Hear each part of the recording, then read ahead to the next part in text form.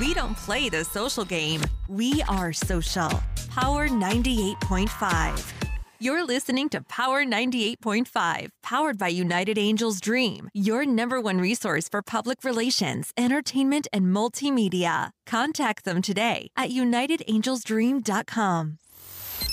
Empowering listeners from the US to the UK. Live on air with Stephen Cuoco. Prepare yourself. Okay, let's go.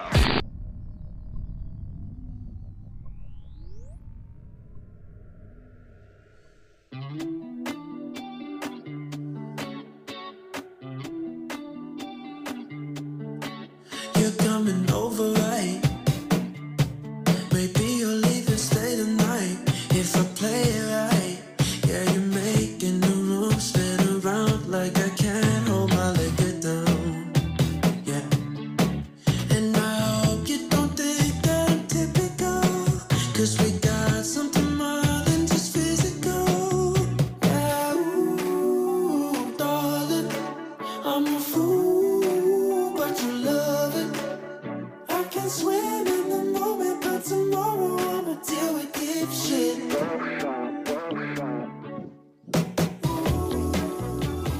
Devin Kennedy in the house. Deep shit, man. Yeah, how you doing, man? I'm doing awesome, Devin. How about you? I'm doing great, man. Thanks so much for having me. I'm just over here on my patio jamming to my own song. Tell everyone what inspired you to get this song happening here.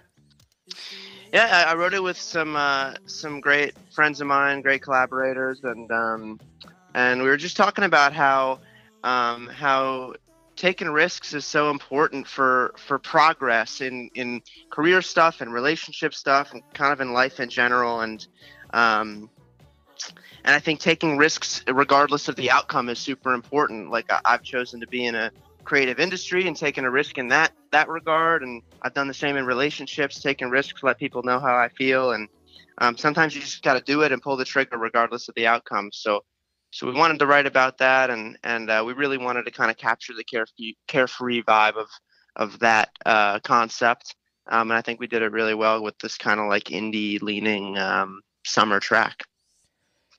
It would be quite interesting if you were to ever turn that into a EDM track, something for the club. I agree. I think it could be quite the club song. Maybe we'll get a remix in the works here. It's got a Calvin Harris feel to me. Let's hit him up. Seriously. I can picture this, people jamming to this in Vegas. Big time, from Omnia to, Bellagio. It's just the way it is. It's very melodic, if that's the right word to use. Totally. But at the same time, to bring in like a techno or EDM aspect, you can go anywhere with that song. That's definitely true. That would be, I would be interested to see where people would take that remix wise. Mm-hmm. Yeah, definitely something to check into. I'm all about that. Let the listeners... I'll meet you in Vegas. Seriously, I used to live there, and I'm going to tell you, I never thought Vegas would be my most favorite United States or city in the United States that I would ever live. But out of New York, LA, quite a few other cities I've lived at throughout my years in career, having a father that was in the military, Vegas was it. Wow. Yeah. Very interesting. I love Vegas. I've only been there a couple times, but love visiting. I'll be seeing you at the nightclub, so we'll be dancing to the song. I'll be staying at the Bellagio. I still have my seasonal ID, so yeah. There you go. I was there full time for over 3 years, but they know me, so I'll be at the Bellagio. You can meet me over there. We'll go to the VIP room, have a couple drinks, and then we'll head on out. Oh man, it's a plan. Let's do it. Let the listeners know what's quite interesting is you've been at this since you were 2 years old when your parents got you a drum set. Yes, yeah, I've been doing this. It's a lifelong passion. It's the only thing I ever wanted to do. I grew up playing in bands and was really in a very musical family growing up. My dad still plays guitar, drums, bass, likes to produce, did a lot of film and TV music, and kind of brought me into my first studio sessions, and I met a lot of my first collaborators that way. Growing up a little bit south of Los Angeles, so I was close enough to be able to meet people in the industry growing up, which was amazing. And yeah, it just kind of spiraled from there. Bands turned into, I'm going to study this in college. I want to learn about production a little more. I want to dig a little bit deeper into songwriting. The way I always kind of approached it was I never really thought that I was going to have too much help with this. I always thought it was going to be kind of my thing. I always struggled to find band members, struggled to get my band members to post on social media. I was like, you know what, man? I'm going to do a solo thing, and I'm going to learn how to do it all myself. I'm going to produce, I'm going to mix, I'm going to master, I'm going to write, I'm going to do it all, promote, whatever. And I'm really lucky to not have to do it all alone with a great team and everything now. But it really is always been about the music for me. And as the genre shifted from rock in the beginning to more, pop and indie pop now, I just really love the craft of pop music. And I really fell in love with it in college. And it really is like a lifelong passion. Like I said, it's the only thing I ever really wanted to do. I've been dreaming about playing on live tours and playing for fans since I was in 5th grade. So I'm super excited that more and more people are getting turned on to the music these days. I'm definitely having a great time promoting it and writing new tunes. Now, you are a Berklee College graduate. I am. It's impressive. Thank you. It was a good time back east. I learned so much from my time there. With college education, being self-crafted, guided, self-educated, and taught, did you learn equally in college as much as out of college, or was there a give or take between the two? 100%. I think depending on the topic or the lane of music, like I would say I learned a lot more about the engineering and the fine points of producing and mixing and mastering music in college. That's something that I think like knowing the specifics of is super important if you're trying to really be in that lane deeply. So Berklee was super crucial on that front. But you are definitely right on. I would say it's about 50-50. While I was in college, I was doing a lot of those classes online as well, because I was touring around and playing. I played guitar for my friend James Maslow, who's in Big Time Rush, and I got to like music direct and play some amazing shows with him through college. And he kind of showed me like what being a solo artist is like, and how to conduct yourself, and what interviews are like, and all that.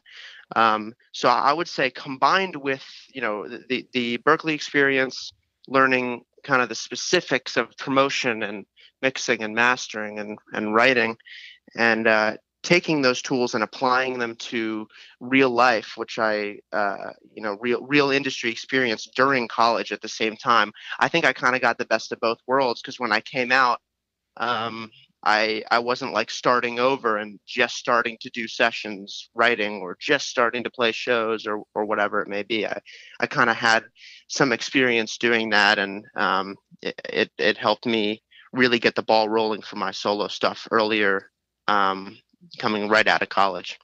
You're how old now? I'm 23 now. Wow. So you're like, I don't know, you're a millennial or in a Gen Z type of category? I think I'm like the first year of Gen Z, but honestly, my whole life I thought I was a millennial, but I think someone corrected me on it a couple weeks ago. I think they said, you're wrong, you're a Gen Z. I'm right in the middle. I'll take a little bit of both. I'm going to say you're a good balance. And what's exceptional is your generation, even teenagers I've met that are Gen Z, you guys are so self-taught. It's incredible of what you accomplish. Like, you are your own identity compared to my generation, which is Gen X, millennials. There's something very unique and powerful about your generation. Yeah, I think it's an inspired group of people. I mean, very opinionated. as well, but super creative. Like, and I think, it's been around, but the internet, the University of YouTube is super good for people coming up in any creative industry, or honestly just doing anything that you're passionate about. Has really like allowed people to unlock knowledge at the moment they're interested in it, not having to figure out like, well, who should I take classes or lessons from? Like they could just go to YouTube. So I think that's been super crucial. But yeah, definitely an inspired group of people. I know people my age and younger that I'm working with now are just like very passionate and driven people from my experience. And yeah, it's good to be lumped in with all those great people.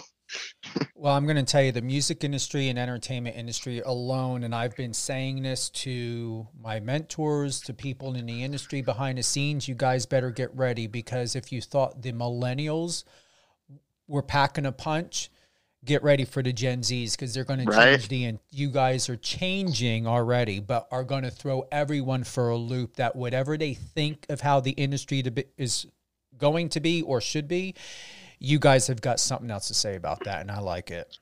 Oh yeah, me too. I think you look at artists like a Conan Gray is a great example of someone who is really just so relatable to the whole age group in general. Just everyone really he has a very clear and concise way of writing that just makes it obvious and easy for his fan base. I think that's like a really, really good example. Someone who I've been hearing about a lot. Very passionate and driven, If you're able to share and are comfortable, what really interests me is these facts. So your first single debuted in 2020, Happy Yet, garnered over 400,000 streams within 2 months. And then we have No Parachute, amassed over 2 million page views.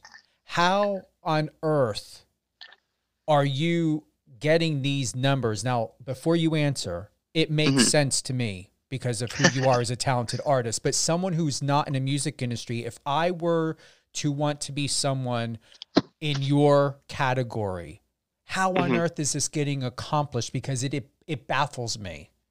Yeah, I mean, it's definitely a couple of years of preparation for this year, which honestly was supposed to be very different. I know it was supposed to be very different for many of us, obviously with everything going on, but it's allowed me, everything this year has allowed me to really focus on getting the right songs and making sure they're coming out at the right time. But I think any success in a creative industry, entertainment industry, is basically where hard work and preparation meets luck and being in the right place at the right time. I've been, like we talked about, working this for a very long time in different iterations, different acts, different bands, different artist names, whatever. Even down to, I released a couple things under my name, Devin Kennedy, in college that are now down because I felt like they didn't really match the sound of what I felt this project should be now. So over the last, I would say since 2018, I've really been in this solo project full time, just working it. And the success this year is really a lot of hard work writing last year, getting the right songs, making sure that it matches the project, making sure that the visuals match, all that. But at the same time, when you're talking about like big numbers on like TikTok or a lot of streams, I mean, that's something that's foreign to me. I've been doing this forever without any fans, right? So like, it's amazing. Like even like when I wake up to like if I got 5 streams a night, I would be like, cool. Like, where are these? Like, thanks, Mom. Thanks for streaming my stuff. So it's definitely amazing to see the numbers grow like that. It's super special to see people connect with the songs. And I think the reason it's all happening is I have an awesome team. I have a a lot of passion and care for what I'm creating and the message that I'm trying to convey. And I think, and I hope that continues to resonate with people. And it's just song by song, like on Happy Yet, you said, like, we got a lot of love from Apple Music on that song. Like, shout out Apple Music. They've been so great. That's where I say, like, hard work meets luck. Like, I just got lucky and Apple Music liked the song and stoked me out on that. So it's really just trying to stay as passionate and creative as possible, no matter what. And trying to stay inspired and continue to try to inspire other people with what I'm releasing and what I'm creating. That's kind of always been the goal, but it's getting bigger and better now. It is. I'm going to tell you, you inspired me that when your Instagram came up on my feed, which I'm very excited that it did, I was really taken back. I was like, wow, like I can see you bigger than Shawn Mendes, Justin Bieber, or in that category, getting to that category, but super excelling beyond that, because you were just so, in a way, you have this European style, this vibe, this look, but yet you can tell you're, American, but you just bring all these other facets and dimensions to you. That's very, very interesting. I appreciate it, man. I've never heard it put that way. I love it. Absolutely. Now, before we get to playing Deep Shit live, which is on Power 98.5 Top 40, I have not heard this song yet, so I'm going to hear it for the first time. The listeners are going to hear it for the first time, but I'm going to play No Parachute first. Let's do it. All right, here we go. Cool.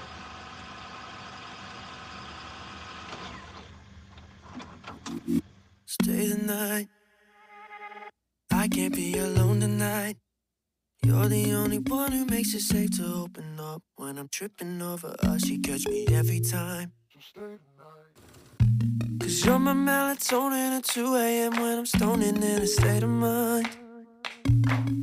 You're the half of my breathing when we just talk to the ceiling and never felt this high.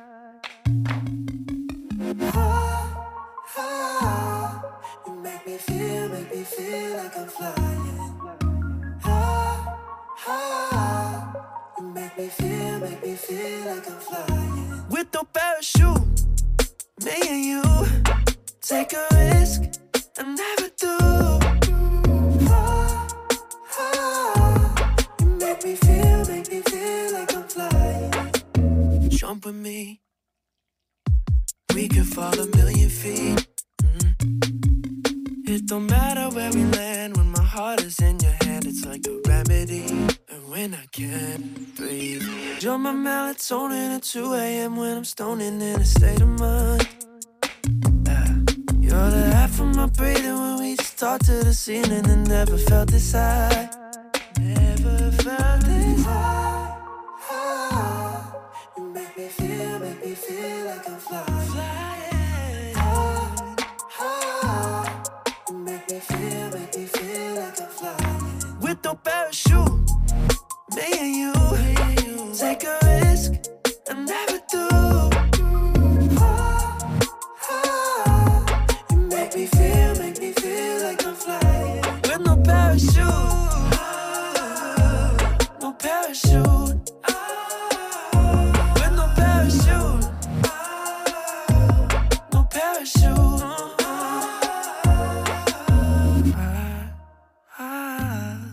You make me feel like I'm flying.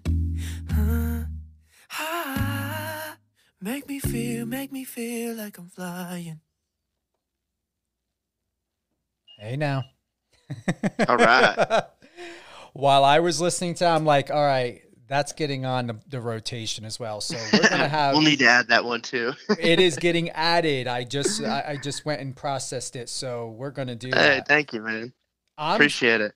Hey, you deserve it. And this is the reason why I launched Power 98.5 for independent artists such as yourself, because talent should not go unrecognized, whether you're with a big agency, a big record company or not. There's too many people out here that are creating brilliance, sheer brilliance, such as yourself. Thank you, man. I appreciate it. Yeah, us independent artists need the love, and you're the best for doing it. That's awesome. What projects are coming up next for you? A lot of singles right now. I mean, I've been writing a ton in quarantine here, a lot of on my own, and starting to get a little more Zoom sessions going. So definitely a lot of singles, some features coming up as well. And I'll keep you posted if we get a Deep Shit remix going as well. But just a lot of tunes in the works currently, and I'm actually headed out to Joshua Tree in the desert of California next week to do some writing just on my own. So just continuing, like I said, to stay creative over here and continuing to drop songs, and hopefully when the world is ready, being back out on the road and seeing everybody and playing these songs. That's what I'm excited for. Well, we're going to go into Deep Shit live on air with Stephen Cuoco.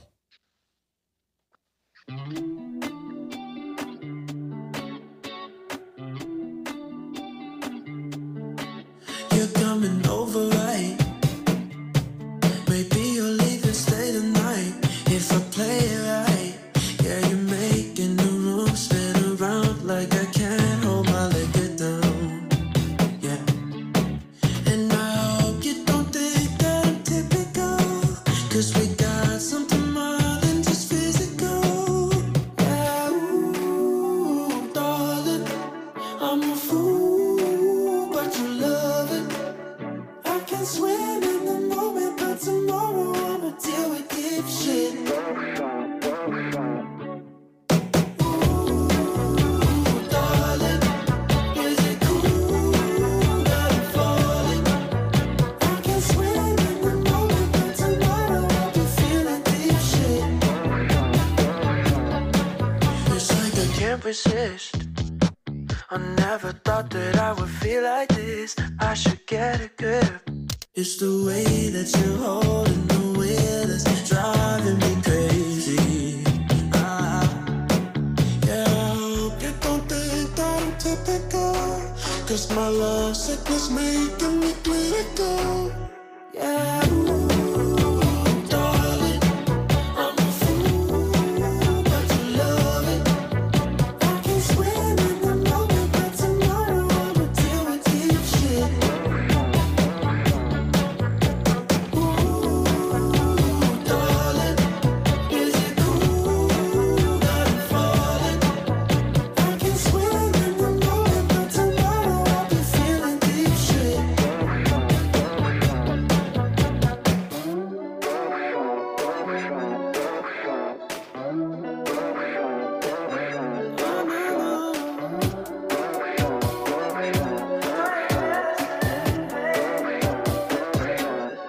Oh, darling, I'm a fool, but you love it. I can swim in the moment, but tomorrow I'ma deal with deep shit. Ooh, darling, is it cool that I'm falling? I can swim in the moment, but tomorrow I'll be feeling deep shit.